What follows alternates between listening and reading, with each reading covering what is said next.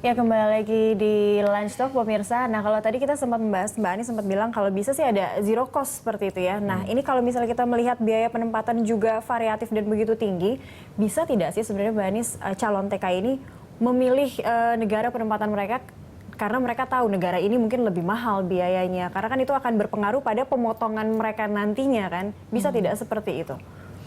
Bisa juga sih, buruh migran itu kan punya pilihan mereka mau kemana dan konsekuensinya kan mereka tahu gajinya berapa dan biaya pemberangkatannya berapa Dan gitu. biaya akan dipotongnya berapa gitu. Betul.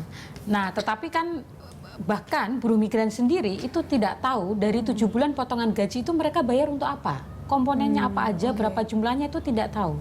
Mbak Siti mungkin bisa cerita, yang dia tahu adalah yang mereka pahami, mereka dipotong 7 bulan gaji, mereka dipotong sekian bulan, tetapi mereka tidak tahu real itu kebijakannya apa, komponennya untuk apa. Nah, kalau mau rinci sebenarnya itu kelihatan sekali dari komponen biaya penempatan. Paspor, kalau kita warga negara Indonesia ngurus paspor itu kan 270.000. Kalau TKI 1 juta. Kenapa? Jasa pengurusan paspor oleh PT. Medical check up itu berapa? Biaya makan selama di penampungan segala macam gitu. Jadi kos-kos yang seharusnya itu tidak perlu dan itu sebenarnya bisa ditackle oleh pemerintah. Apalagi sekarang desa itu punya undang-undang desa, mestinya pelayanan buruh migran itu bisa dilakukan sejak dari desa, dilayani oleh pemerintah sehingga nggak perlu ada swasta yang punya ruang besar untuk kemudian menjadikan arena itu sebagai bisnis gitu. Tapi memang jalurnya TKI harus ke swasta ya? Maksudnya harus... Undang-undangnya begitu Mas, Undang-Undang 39 tahun 2004. Makanya sejak 10 tahun ini sebenarnya kan dalam proses revisi, tetapi belum kelar-kelar juga di parlemen karena interestnya sangat tinggi gitu. Mbak Siti pada saat kemudian berangkat begitu ya, pernah nggak sih Mbak Siti mencoba untuk mempertanyakan kepada agensinya, kenapa saya harus seperti ini, kenapa saya harus bayar lebih, kenapa potongannya seperti ini, besaran buat apa gitu? Pernah nyobain nggak sih Mbak Siti kayak gitu? Ya, saya tanya kan waktu itu udah 4 bulan lebih saya kok nggak digaji juga, nggak terima gaji. Saya tanya ke majikan saya dulu, kenapa saya udah bekerja tapi tidak dibayar gaji, saya bilang gitu. Majikan saya bilang, gajimu itu saya kasihkan kepada agensi. Nah, waktu itu disambungkan ke agensi, suruh tanya tuh ke agensi. Nah, saya tanyakan juga kenapa saya sampai hari ini belum dapat gaji begitu. Nah, agen saya jawab, kamu nanti setelah 2 tahun baru dikasihkan gaji kamu. Nah, untuk apa? Awalnya ngomongnya 4 bulan. 4 bulan, ya. Karena kamu waktu mau ke Malaysia kan nggak bayar. Nah, itu memang berarti itu hanya diketahui saat Mbak Siti sudah bekerja selama 4 bulan seperti itu. Nah, hal seperti itu bisa dituntut atau apa ya? Bisa bisa dituntut atau bisa diperjuangkan oleh si pekerja sendiri tidak sih Mbak Anis? Masuk penipuan nih, Iya, betul. Karena 4 bulan tapi ternyata 2 tahun. Sebenarnya bisa, sangat bisa gitu. Jadi banyak aspek selama ini dalam proses migrasi itu memang aspeknya adalah human trafficking, perdagangan orang gitu, di mana melekat dengan unsur penipuan, kemudian pemerasan, pengelabuhan gitu kepada calon buruh migran sehingga posisinya lemah, rentan, tidak tahu banyak informasi yang harusnya menjadi hak mereka gitu. Even bukan hanya soal berapa jumlah yang harus dibayar gitu, komponennya apa itu loh mereka tidak tahu gitu. Iya, itu dulu. Jadi harus bayar segitu aja gitu. Betul. Iya, mereka tidak. Nah, kita sekarang sudah tersambung dengan Mbak Oki Alsokawati dari anggota Komisi 9 DPR. Mbak Oki, selamat siang. Selamat siang, Assalamualaikum. Iya, dengan Cakri di studio. Iya, Mbak Oki, ini langsung saja, apa kabar RUU PPILN-nya untuk para teman-teman buruh migran ini? Sudah sejauh mana di penyelesaiannya di DPR? Iya, memang untuk amandemen Undang-Undang 39 2004 ya, 2004 atau 2009 saya lupa, itu memang sudah masuk ke prolegnas untuk tahun sidang yang akan datang begitu. Dan kalau dikatakan sudah sampai di mana, sebetulnya sih DPR sendiri sudah siap untuk membahasnya begitu. Dan kami tinggal menunggu kabar saja bagaimana kesiapan pemerintah sendiri.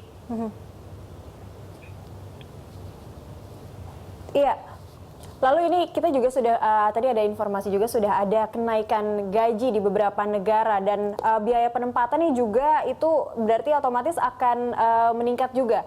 Nah tadi Mbak Ani sempat mengatakan biaya penempatan juga sebenarnya ditentukan oleh pemerintah. Nah ini seperti apa supaya tidak semakin memberatkan, membebani para buruh migran? Iya, tentu pertama ini adalah semua bisa dikatakan kuncinya itu pada undang-undang, dan sekali lagi atas inisiatif DPR akan dilakukan amandemen dari Undang-Undang 39 tahun 2004 tersebut mengenai penempatan dan perlindungan tenaga kerja Indonesia di luar negeri. Dan terkait juga dengan masalah cost penempatan sendiri atau cost structure, itu sebetulnya bisa diatasi begitu dengan bagaimana segala sesuatunya peraturannya terkait dengan prapenempatan begitu. Dalam hal ini adalah artinya calon TKI yang akan diberangkatkan memang perlu diberikan informasi sejelas-jelasnya mengenai hak dan kewajibannya dia gitu. Dan menurut hemat saya, kalau tadi Mbak Anies katakan di daerah itu juga sudah ada undang-undang desa seperti itu merupakan salah satu cara untuk melindungi TKI ini mendapatkan hal-hal yang tidak diinginkan atau human trafficking tadi. Jadi kalau saya melihatnya bahwa pemberangkatan TKI ini terkait dengan anggaran atau terkait dengan biaya yang harus dia keluarkan, sekali lagi satu itu harus transparan begitu. Dan saya kalau tidak salah ketika RDP dengan Pak Nusron sebagai Kepala BNP 2 TKI menghendaki adanya semacam seperti KUR begitu ya, kredit usaha kecil atau kredit usaha rakyat yang bisa diberikan kepada TKI ketika mereka hendak melakukan kerja ataupun pelatihan sebelum mereka diberangkatkan ke negara penempatannya.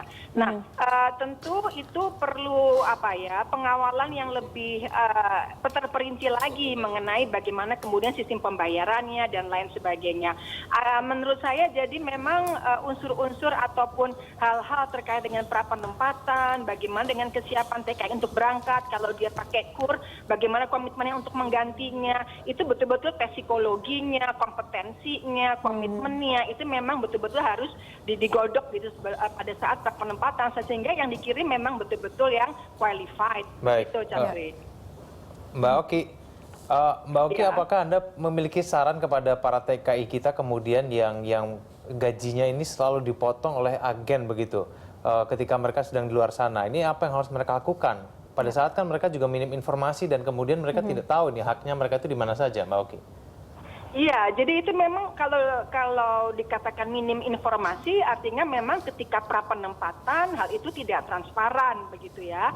Dan terkait dengan pengiriman uang ke dalam negeri atau dari tempat mereka berupa remitensi itu, BNP 2 TKI juga sudah mempunyai kebijakan bahwa itu melalui bank-bank yang mereka sudah dipilih begitu. Itu menurut saya adalah salah satu cara untuk mengurangi adanya pemotongan yang tidak perlu atau yang ilegal dari pendapatan para TKI begitu. Selama memang akses dari para TKI ini untuk berhubungan dengan bank-bank di mana mereka tinggal, di mana mereka ditempatkan, itu juga harus jelas begitu. Paling tidak hal itu bisa dilakukan oleh majikan yang bersangkutan, tidak melalui cash tapi transfer dari bank ke bank gitu. Sehingga kan memang remitensi yang diterima juga lebih bagus, tidak ada pemotongan dari hal-hal yang tidak perlu. Mbak Oki, ini gimana sih cara kita supaya kemudian menindak gitu agen-agen yang nakal kemudian motong-motong gaji dari TKI ini? Gimana caranya nih, Mbak Oki? Iya, kalau menurut Pak Yusron sudah mempunyai beberapa list begitu ya dari agen-agen PPTKIS yang nakal begitu. Tapi ini juga sekali lagi suka terjadi konflik antara Kemenaker dengan BNP 2 TKI terkait untuk memberikan sanksi kepada PPTKIS. sebetulnya sih bagaimana kebijakan pemerintah sendiri, karena masalahnya kadang-kadang sebuah PPTKIS sudah diberikan sanksi, kemudian mereka bikin lagi dengan menggunakan nama yang lain begitu. Jadi sekali lagi memang seberapa jauh begitu antara Kemenaker dan juga kemudian BNP 2 TKI mempunyai political will untuk melindungi CTKI ini dengan memberikan sanksi kepada PPTKIS yang memang nakal seperti itu. Oke. Oke. Baik. Ya. Mbak Anies, sudah ada political will dari Kementerian dan juga BNP 2 TKI untuk menindak agen-agen gitu yang nakal itu? Sementara yang dituntut transparansi seperti itu. Ya, saya kira selama ini memang kelemahan undang-undang, tadi yang disebutkan Mbak Oki, Undang-Undang 39 tahun 2004, itu sanksinya kan lebih banyak administrasi. Padahal perilaku agen yang melanggar itu kan banyak sebenarnya ada aspek pidananya, melakukan penipuan dan lain sebagainya gitu ya. Jadi ada yang tidak nyambung antara pelanggaran yang dilakukan dengan sanksi yang dijatuhkan gitu, sehingga selama ini tidak efektif. Tidak hanya di Indonesia, di banyak negara tujuan buruh migran seperti di Filipina, di Bangladesh, di Vietnam, itu sanksi kepada PJTKI, kepada agen yang memberangkatkan TKI itu memang selama ini belum bisa dikatakan efektif, karena ketika mereka dicabut izinnya akan dengan sangat mudah membuat baru dengan nama yang berbeda gitu. Oke, baik. Mbak Anies, kita lanjutkan lagi dulu kita di segmen selanjutnya. Pemirsa tetaplah bersama kami di Berita Satu.